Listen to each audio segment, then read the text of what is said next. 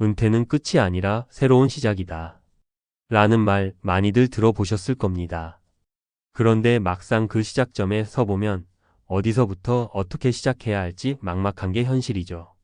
저는 심리학과 사회학의 관점에서 은퇴 후의 삶을 조금 더 깊이 들여다보고자 합니다.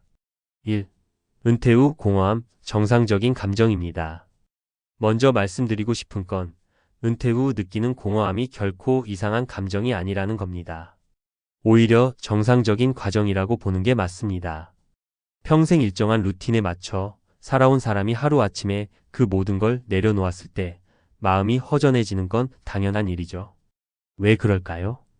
은퇴 전에는 아침에 일어나서 출근하고 동료들과 회의하고 프로젝트를 진행하면서 하루가 쏜살같이 지나갔습니다. 그런데 은퇴 후에는 이런 구조가 사라지죠. 인간은 기본적으로 의미를 부여하는 존재입니다. 매일 반복되는 일상도 사실은 우리 삶에 의미를 만들어주는 중요한 요소였던 거죠. 의미를 찾는 세 가지 핵심 요소. 그렇다면 은퇴 후 이 공허함을 어떻게 극복할 수 있을까요?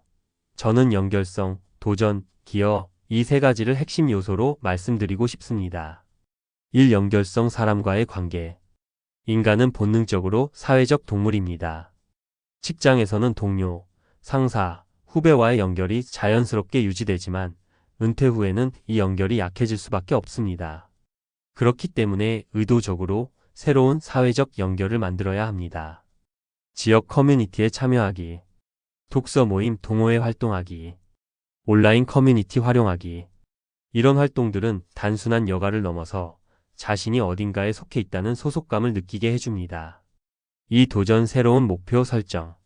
은퇴 후 가장 큰 문제 중 하나는 목표의 부재입니다. 우리는 목표를 이루기 위해 노력할 때 비로소 성취감을 느낍니다.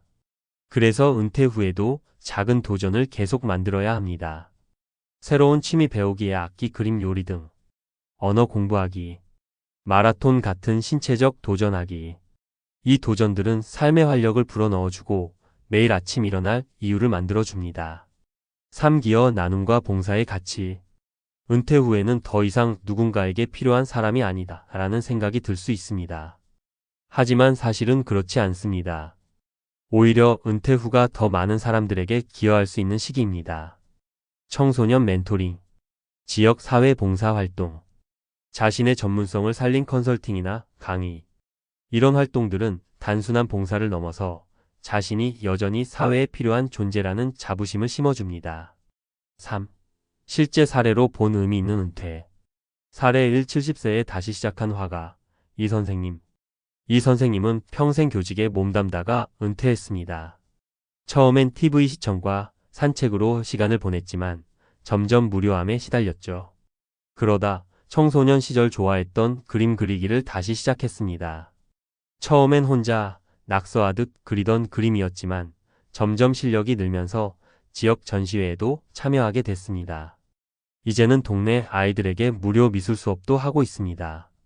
그의 하루는 은퇴 전보다 더 바빠졌고 무엇보다 행복합니다. 사례 2. 은퇴 후 농사에 도전한 김 사장님. 김 사장님은 대기업 임원으로 화려한 커리어를 쌓았지만 은퇴 후에는 정체성의 혼란을 겪었습니다. 그러던 중 귀농을 결심했고 작은 밭에서 유기농 채소를 키우기 시작했습니다. 처음엔 잘할 수 있을까? 라는 두려움이 있었지만 직접 키운 작물을 수확하고 이웃들과 나누며 새로운 기쁨을 발견했습니다. 김 사장님은 이렇게 말합니다. 나는 이제 농부라는 새로운 직업을 갖게 됐습니다. 이보다 더 보람 있는 일이 있을까요? 사례 3. 지식 나눔으로 삶의 의미를 찾은 박 교수님. 박 교수님은 대학교에서 30년 넘게 강의한 후 은퇴했습니다. 처음엔 편안한 은퇴 생활을 기대했지만 곧 무료함과 외로움이 찾아왔습니다. 그러던 중 지역 도서관에서 무료 강의를 제안받았고 그때부터 다시 강의 활동을 시작했습니다. 학생은 10명 남짓했지만 그는 매주 수업을 준비하며 활력을 찾았습니다. 박 교수님은 이렇게 말합니다. 학생 수는 중요하지 않아요. 누군가에게 지식을 나눌 수 있다는 것 자체가 제 삶의 의미를 만들어줍니다. 4. 전문가의 조언. 은퇴 후 3. 이렇게 준비하세요.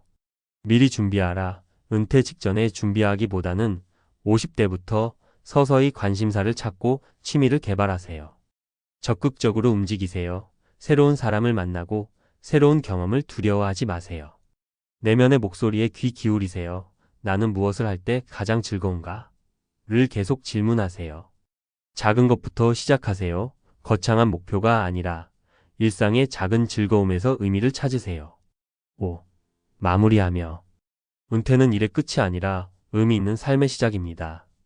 돈이 많다고 해서 공허함이 사라지지 않고 시간이 많다고 해서 행복이 보장되는 것도 아닙니다. 결국 중요한 건 삶의 의미를 어디서 찾느냐입니다. 여러분은 은퇴 후 어떤 의미를 찾고 싶으신가요? 오늘부터 작은 변화로 그 답을 찾아보시길 바랍니다.